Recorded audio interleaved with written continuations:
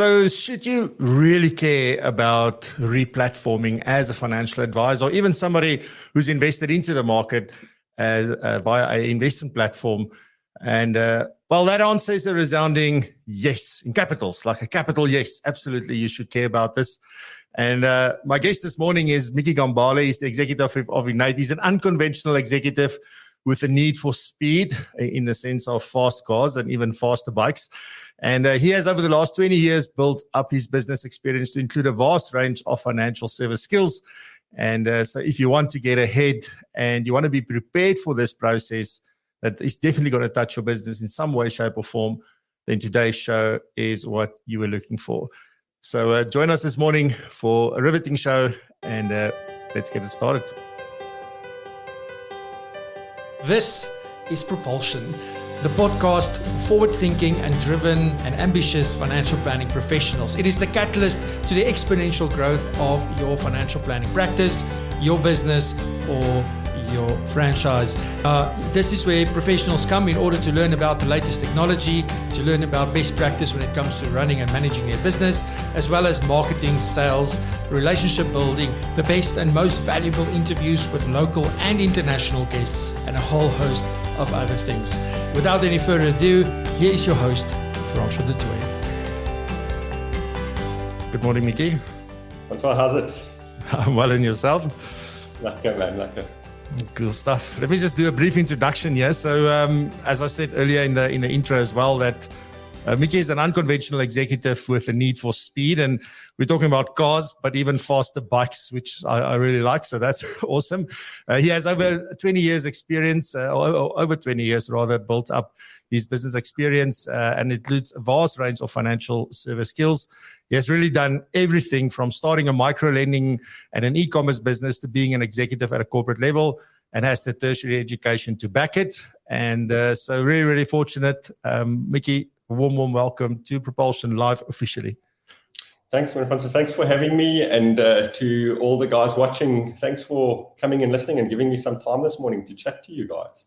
Yeah, it's such an important topic because, like as I said as well earlier, that the first time I heard this word replatforming, I was just like, what's this? So I sort of made something up in my mind about what I think it was. And then as I got a little bit deeper into that subject, I was sort of like, whoa, this is something that is not being talked about that much. I think probably behind closed doors, I guess people are talking about it, but I don't know out in the open how much it's been there. So I've heard a lot from Ignite's side about this, and hence why we're talking to you this morning. I think you've gone through a journey that you're sitting here 4, 5, 6 years later, and you can talk from pain and experience, I guess. So that's why we've got you here, Mickey. But before we sort of really get into the conversation, what are we really talking about when we talk about just a platform in general? Like when we use the word platform, never mind noch replatforming, but if you talk about a platform in the investment space, what are we talking about? Cool. So Francois, probably the easiest way to describe it is to first start with a regulatory explanation of what it is, which is it's a list business, so a category 3 business in terms of phase. And the guys will remember, I suppose, the terminology list platform. And back in the day when you used to go to a list platform and buy unit trust funds, and then eventually those unit trust funds, started getting more wrapper capability around them. So you could buy RAs on a list with a range of unit trust funds or living annuities, endowments, etc.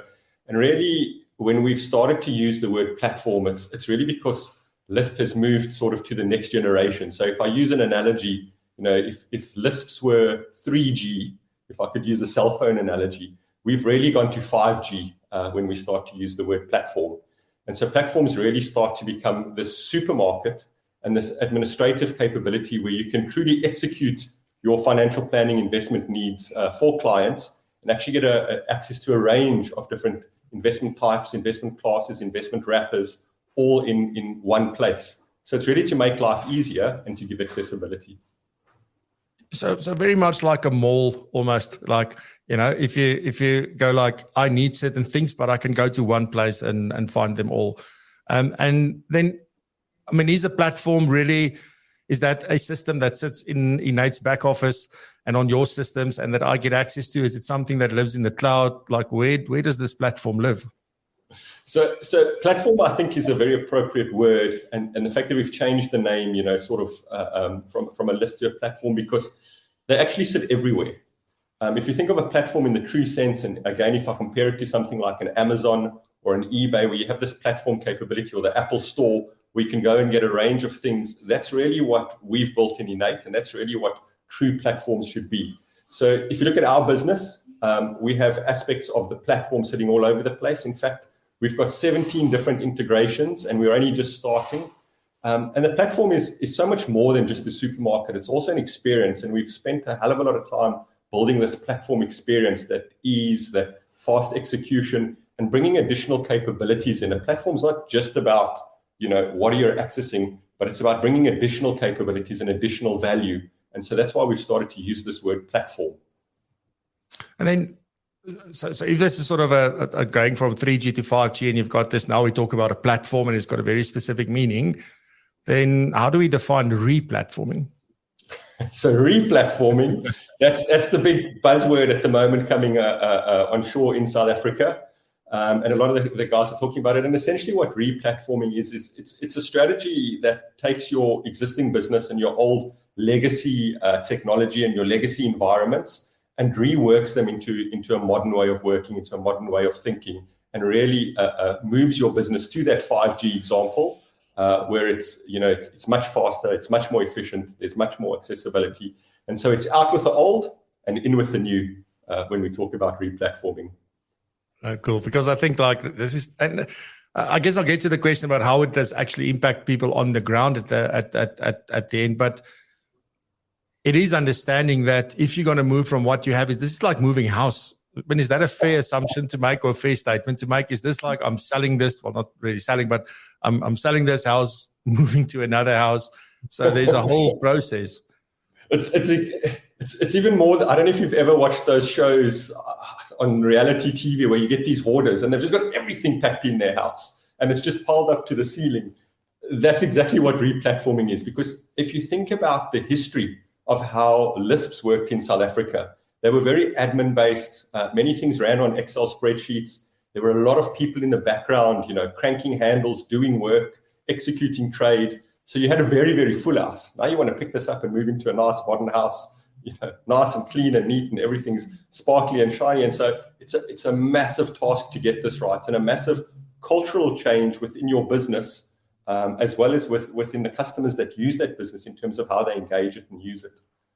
Now I'm getting all these visions or pictures in my head of, now you've got all this stuff stacked to the steering. Now you're moving to a new place. What do you take with you and what do you leave behind? I guess that's the big question, because you can't take everything with you. It's not necessarily that a platform means you've got a bigger house.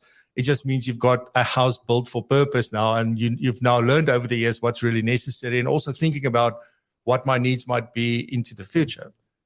It's exactly that, Francois. So what do you take with you? And I think that's the big conundrum and the big difficulty when businesses embark on re-platforming and how they think about going about re-platforming. The truth is there's going to be a fundamental change in how you run your business, both internally and how your business presents itself externally. And that's not an easy task to get right. As leadership within organizations, that takes a hell of a lot of change management. And so you've really got to go into these things wide open. And it's because of that if you look at what's happened overseas, if you look at the Australian markets, if you look at the markets in the UK, etc., you'll find that guys often underestimated re-platforming. They often underestimated the amount of time it would take, the amount of capital it would take, the impact on the business. And time, capital, impact on business, what does that result in? That results in impact on our financial advisors and consumers ultimately. And so people really need to go in with their eyes wide open. Yeah. So let's talk a little bit about the current state of the investment industry, if I may call it that. Specifically, if we think about South Africa, and I mean, we've got asset managers and investment product houses that's been around for donkey's years, and we've got a lot of boutique kind of setups now. My question is just, let's start off with the technology part. Like, how do we in SA stack up against the rest of the world? Because I think often, like that's first, like, what is the UK doing and Oz and this and that? And then how do we stack up against those? I don't know if that's an appropriate place to start, but I mean, how are we stacking up?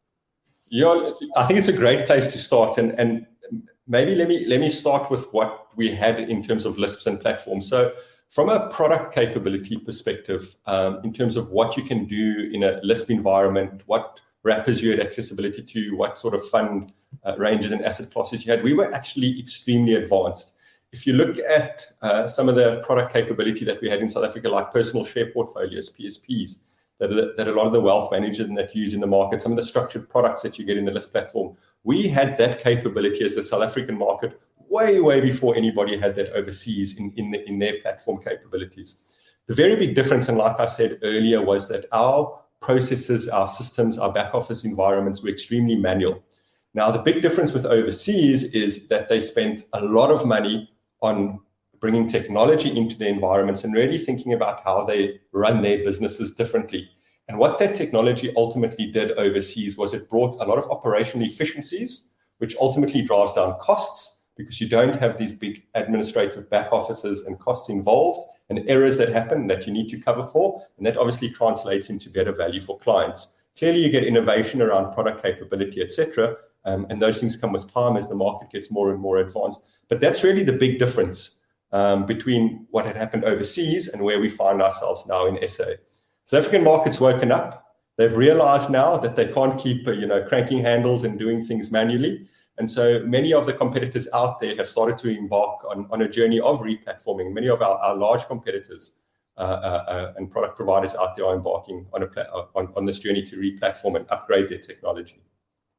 So is this, I mean, I get sort of what we've spoken about up to this point, but is this whole replatforming thing, is that a necessity or is it just a nice thing to do? In other words, is it like, I want the latest, shiniest tech, the sleekest tech? Apart from that, it does make a ton of sense from a business. I mean, it's actually a no-brainer.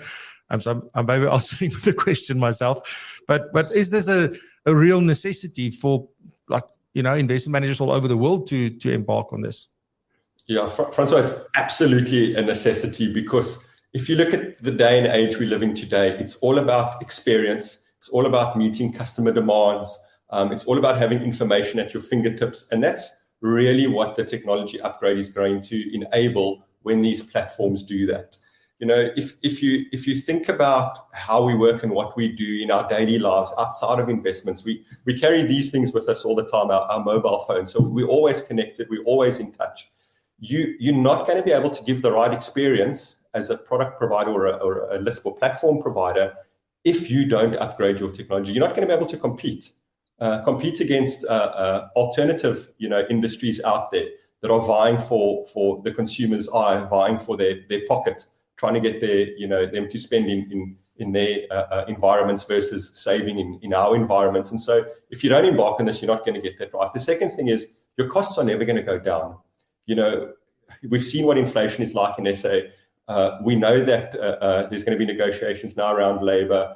We know that people are going to demand higher salary increases. If you've got people cranking handles, you're going to need to pay them more. And so that's going to drive up costs, and you're never going to bring those efficiencies out. And then ultimately, I think the last thing, if you don't bring this new technology as a product provider into the market, is how are you going to bring efficiencies into the financial advisors practice? And I'll give you a very simple example. We had an example the other day. We did some work with some of our financial advisors, and we said to them, okay, guys, let's run a quick example. We want you to do a living annuity in the existing method that we do, which is paper-based forms, etc. And we'll get one of the other people in the room to do it via the innate platform that we built. Let's see who finishes first. We finished the living annuity on the innate side end to end in just over 3 minutes. Just over 3 minutes, you had a living annuity done and dusted and the money waiting to go into the market. On the paper-based form, I think the guys have got to page 3. Money hadn't even been placed, an email hadn't even been sent. Someone in a contact center hadn't picked up the app and started punching it in and perhaps punching in the data incorrectly. So it fundamentally changes the game. If you don't use technology, you will absolutely be left behind. Yeah, and I guess that answers my question around what if we don't platform? So that's all good. I think it's mind blowing to just think about these efficiencies, and also just thinking about that now. If you go from a 3-day to a 3-minute sort of turnaround time just to get this thing, and then waiting for money to go into the market, the new expectations you set. So first you're going to wow people and they're like, this is amazing. And then it becomes the new expectation, right? So for those companies, I guess, that are able to do that versus the ones that still take 3 days, if not longer, then that's definitely a big reason why this is so important. As I said earlier, I don't know how long ago did this journey start? Like, is it 5 years, 6 years ago? When did you actually start this journey? So we started around 5 years ago on what we call our re-platform journey, Francois. Many of our other sort of onshore providers at the moment are really only starting now in SA and starting their journey now. We had a lot of school fees to pay, and we've learned a lot of things over the 5 years, I'll be very honest. I'm sure you saw in that photo when you guys put me on screen, I looked a hell of a lot younger. So re-platforming has definitely aged me a little bit over the years and given me a few more grey hairs. But we started around 4 years ago, our journey, and we thought of it quite fundamentally differently, Francois. When we started at Innate, we actually looked at how we could re-platform our existing environments. And so for the viewers that don't know, Innate is part of the Liberty Group and part of the larger Standard Bank Group. And we're funded and we're an entity within them. And we had a look at what we had. And we sort of thought about, how can we go about re-platforming our existing capabilities? And I soon realized that actually re-platforming for me wasn't necessarily the way to go. And it was better to build a new business from scratch. We wanted to do something really different, and we really wanted to change the way investments are done in the South African market. And in order to do that, we needed to really start with a blank canvas and think about this thing completely different and turn it on its head. I'll give you a very simple example. Everybody talks about we've got one-time pins and digital signatures, etc. We worked quite long and hard with the regulator. I say we, actually, product guys, they did an amazing job. And they got it right that, we have a signatureless process. We don't have one-time pins. We don't have digital signatures. And that was a very important thing for us to get right. How do we actually change the way the game is done? And you can only do that if you truly start from scratch. Otherwise, what you often end up with, Francois, is you take these old manual processes and you just digitize them. You put them in a digital format. And so you take the paper form and you put it into a PDF form. It's still actually the same thing. It's just, one's on a screen and one's on your desk. And so we really went about it and we thought about it differently. And yeah, I'm happy to say that we're through that journey and live in the market now. Nice. But I mean, it's such an exciting journey. And I think you make such a strong point to say, you know what, you can't, sometimes they say, don't fix what's not broken. But I mean, we know that things are not working well. We know where service levels are. If you look at the other day, they did a poll in the UK where they were asking about what is the biggest frustration in your business? And the thing that most people then answered in the comments that wasn't one of the options to choose was the lack of service from product providers. And I don't think it's necessarily the lack of service. I think it's these old, antiquated processes, too few people. Yes, sometimes it's expertise, sometimes it's culture, sometimes it can be a lot of things. But it is such an important thing to say, well, we need to do it fundamentally different. And you can't take something there. If I were to go and build a house from scratch, staying with the house analogy, or I was going to just take my house and do things. I mean, the reality is, yes, I can knock out a few walls and I can do things like that, but ultimately it stays the same house and I can build on another thing, but it's still not as exactly what would have been maybe best for what we were looking for. So I think doing it from scratch it took, big kahunas, but I think it was a wise choice looking back from what I'm hearing you say. Yeah, absolutely, Francois. That house analogy you use is such a great one, and remodeling a house. I don't know if anyone's ever remodeled a house, but can you imagine you're living in the house now?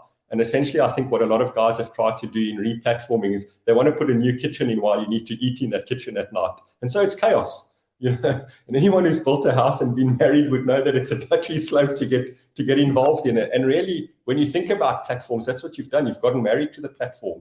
They're an integral part of your business. And now you're about to go through this remodeling exercise. And so you need to go in with very wide eyes, if you are going to embark on this journey. I mean, here's a big question for you. So, I mean, obviously you planned this well, thought this through. It was a long journey, right? It wasn't probably also thought it was going to be 2 years and it turned out to be 4.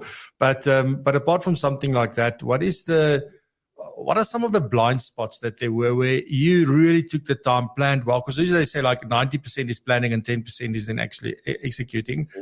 But what are some of the key things that you missed, regardless of how well you planned and researched and thought about this and had loads of people involved? Like, were there any blind spots?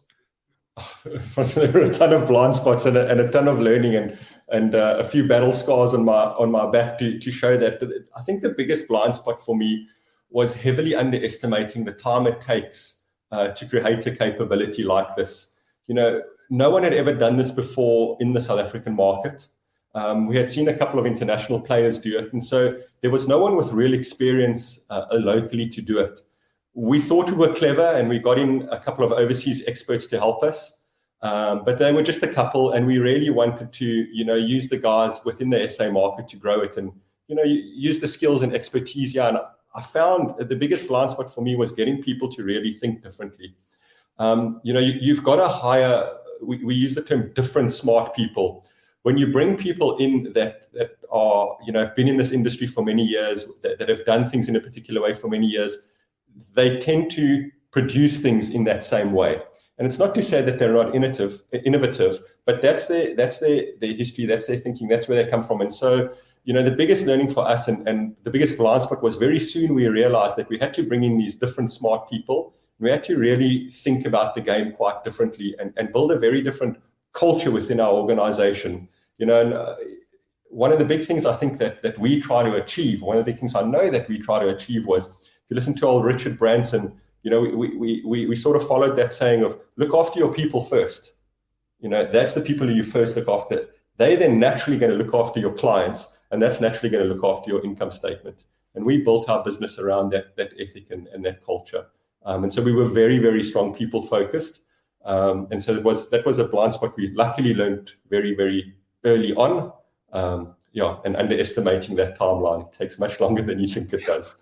The markets keep moving and changing, Francois, so you've got to keep adapting what you're building. And I mean, I guess in a 4-year time frame, technology is changing. Even like the thing you chose to build this on is changing. Like, it's crazy, like what happens in that time period. So let's talk a little bit about financial advisors. And as I said also in the intro, like, why should a financial advisor even care? I mean, this sounds like an innate issue and some of the other investment product houses, and that's their issue, not my issue. So how does this impact financial advisors on the ground? So Francois, I just said that analogy of, remodeling the kitchen in your house. And if you've ever been married, you know what a tough job that is in terms of your relationship. And that's really why financial advisors should be concerned, worried, ask their provider, what's happening, how you're going about it, how it's going to impact me. Because really there's massive change that's about to come in that environment. If you think about replatforming, the first thing that's going to happen if you're a funder of replatforming a particular business is you're going to say to those teams and to that environment, okay, guys, great, we're going to fund you, start the build, but we don't want to spend any money on the legacy platform.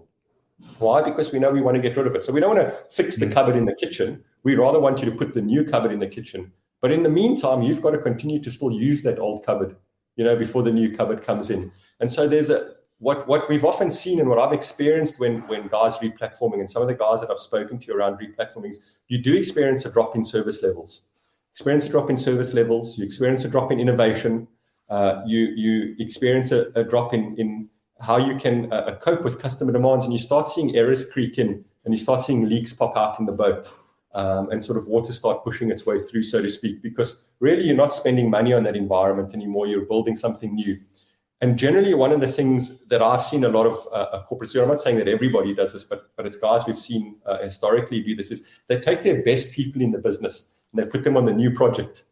And so now you're sort of stuck because all the good guys are gone and you're left with the other environment. And so what does that mean for you as a financial advisor? The other very big thing is, I said earlier, our biggest blind spot was time. Now, these things take a lot of time, but they also cost a lot of money. If I quote some of the guys and some of the numbers we saw Old Mutual in the UK with Quilter spend in excess of 300 million sterling to replatform that business. That's a massive amount of money. What systemic risk does that bring to a product provider when they're starting to employ that amount of capital, into their re-platforming environment. And so everybody thinks we can do it quite quickly and we can do it quite efficiently, but it always ends up taking longer and costing much, much more. And so, circling back to that question as a financial advisor, ask your provider the tough questions. Ask them, Mr. Provider, how's it going to impact me? Mr. Provider, if you stop spending money on this, how are you going to continue to service me? If you stop spending money on this, how are you going to continue to innovate so that I can execute the financial plans appropriately that I've put in place for my clients? How are you going to continue to cope with the regulation over this period? So those are very important questions that you should ask, and look them in the pupils of their eyes, the whites of their eyes, and make sure you get an honest answer. Yeah, and I mean, I guess also everybody's got sort of their preferred provider, right? So if my preferred provider goes, I mean, you've given the questions one should be asking, but it's all fine and dandy to ask the question and get the answer. Like practically on the ground, what should we then do off the back of that? So now we know, Muni Warini, we're going to do this in a year. We're going to do this. It's so amazing and blah, blah, blah. We learn from all Innate's mistakes and blah, blah, blah. So we're going to do it much quicker, much more. Don't worry. Let's just hypothetically, that's the answer. Does that mean you sit back and you say, it's going to be okay? Because now again, there's another vision that popped in my head. When they worked on the N14 between Krugersdorp and Pretoria, it was going to take a certain amount of time, right? And it was, it's amazing now that it's done. But it took, it took almost 4 years, I think, as well. It was a very long time. So we really felt the pain when you had to go to Pretoria. Luckily, I didn't have to go there every day. But I mean, that also illustrates, it's like we know the end. We know that that's going to be amazing when this highway is done and redone. But hell to get there is absolute hell, if I may use that. But how do we then prepare on the ground? Like if we now know, look, our preferred provider is going on this journey. If they say 2 years, expect 4 years, expect that service levels are going to drop, all the things that you mentioned. What do I now do from a tactical point of view or strategic point of view in my business during that time? So Francois, look, I mean, that's a fantastic question. And that's really the hard nut to crack and solve here. Clearly, going and using many different platforms actually defeats the purpose of a platform and takes away some of that efficiency. But you're going to have to really watch it closely, and you're going to have a plan B, because the last thing you want is to start letting your clients down. The last thing you want is not to be able to execute your financial plans appropriately, and to not give the service levels that you've promised to your clients, to help them reach their financial goals and their financial needs. And so you've got to start, unfortunately, looking for alternative routes. It doesn't mean that you need to use them immediately, but I would say test them out. There's guys like us now that are out there. We finished this journey. Test us out. Come give us a use. Come see what it's like. You might actually find that there's, using your N14 analogy, there's no traffic on the alternative route that you found, and it might be a longer term solution that you quite enjoy. Not having to drive on a highway that's being rebuilt, or a highway that becomes busy as the years and years go by, and you just become one of many on that highway. And so start looking at some of the alternatives. Look at what's available out there, and don't be worried about a plan B. A lot of the stuff that has been built is good. A lot of the stuff we built is fantastic, in fact. And I think you'll be pleasantly surprised that that alternative route might be a quicker route and a more comfortable drive to get to Pretoria at the end of the day. Fantastic. Something like beam me up to Pretoria. So let's talk a little bit about the power of platforms. And I know there's a whole document. I remember with the summit, Innate was also one of the sponsors at the summit. And one of the documents that the team made available was the power of platforms. It's quite an insightful document to read through, and there's quite a lot of good insight, because I think this isn't only about Innate's platform or what Innate thinks about platforms. It's what can platforms in general do for you in your business. We've got to start connecting those dots, which I think is probably the name of your podcast as well, now that I think about it. But what questions, if I want to find the right platform to partner with, what are some of the questions that I need to ask from that point? So the first thing that I'd ask, and look, we're extremely strong believers in financial advice. In fact, if you look at the Innate platform, it's been built around the financial advisor. That doesn't mean we don't give clients access. So at Innate, we've given clients access, and that's very important, because we want clients to feel like they're knowledgeable, like they're able to see what they can do, They have access to what the investment is performing, but we don't give them transactional capability. That always sits with a financial advisor. That is why you have a financial advisor, because he needs to control and work that plan. And so, what should platforms do? What should you be looking for? How does it help you? Well, platforms should be helping you to keep your clients informed, but they should be empowering you to keep control as a financial advisor. That's a very, very important thing. The other thing platforms should be doing is bringing efficiencies. And if you think about what I just said around giving clients access, clients don't have to phone you and bug you all the time about what's happening in the investment. They can log in and see, versus phoning your office, consuming back office resources, consuming time, feeling anxious because they don't have access to their information.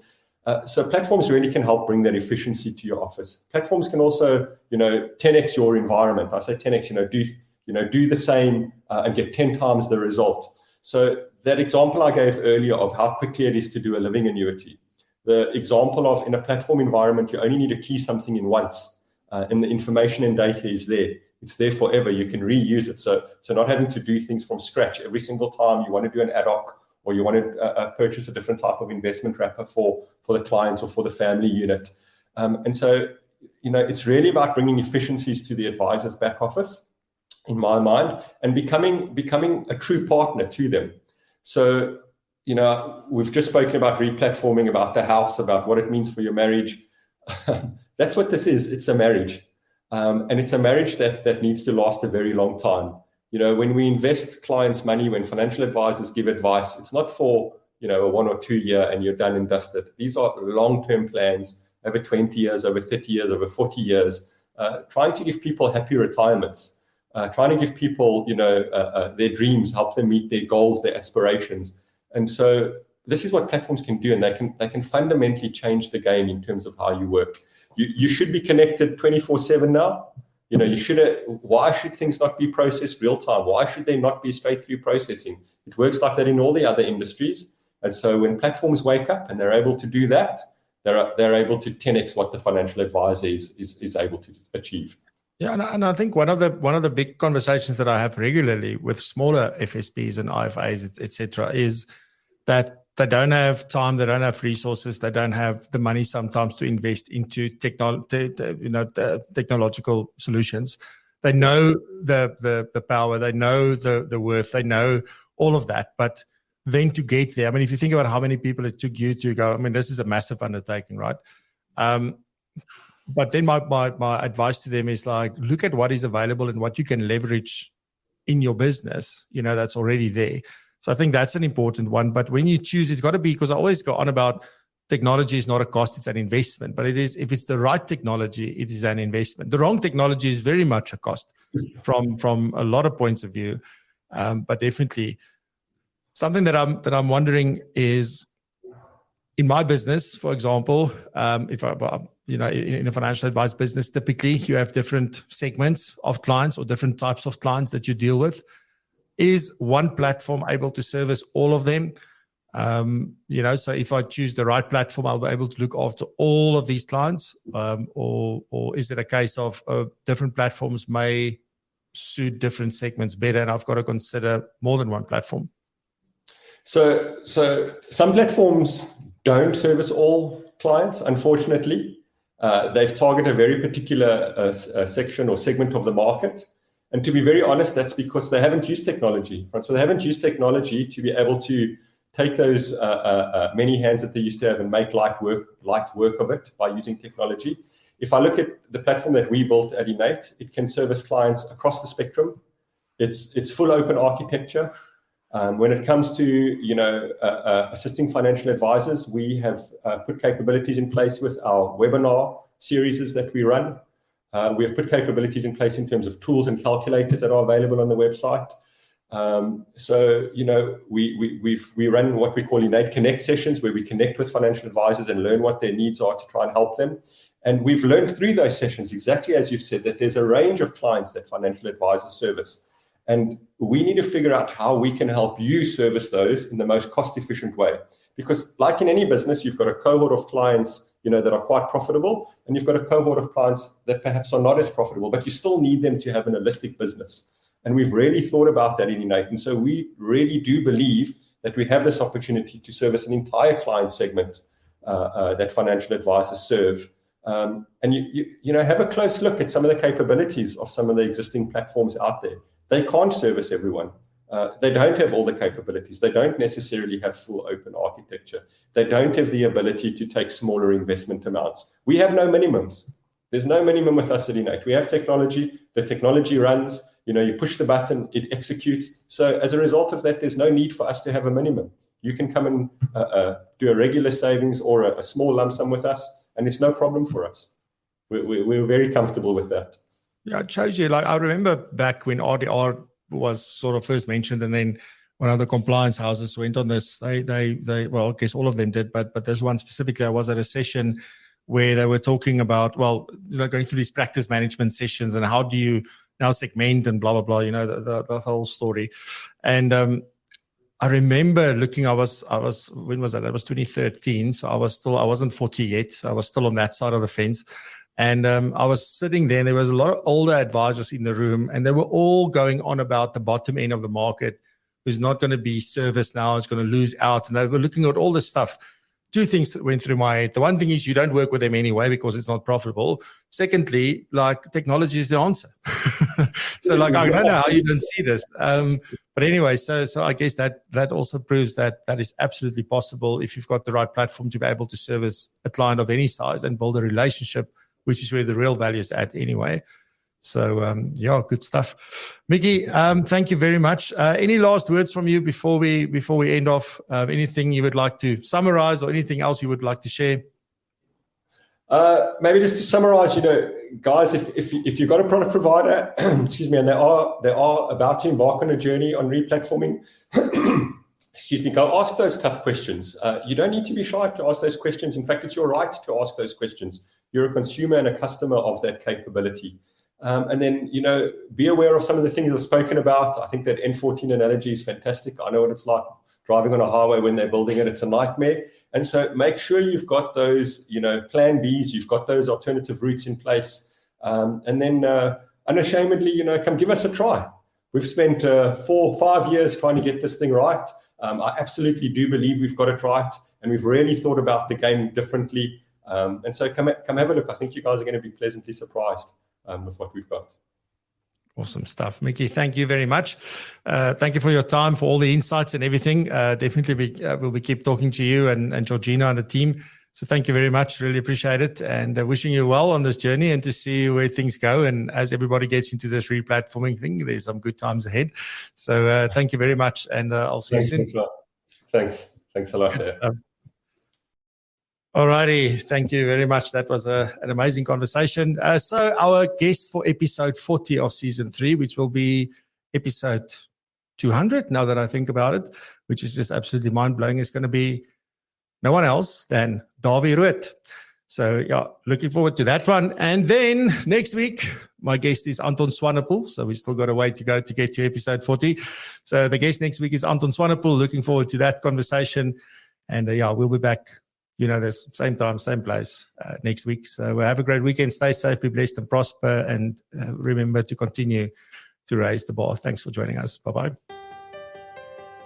Thank you for listening. Remember to check out the live show, Propulsion Live, on YouTube every Friday at 7 a.m. South African time. You can find it at www.propulsion.co.za/live. That's propulsion.co.za/live. And please remember to subscribe, share with your colleagues, your friends, and anyone who may find value like you did in this podcast. Once again, thank you very much, and we'll see you in the next episode.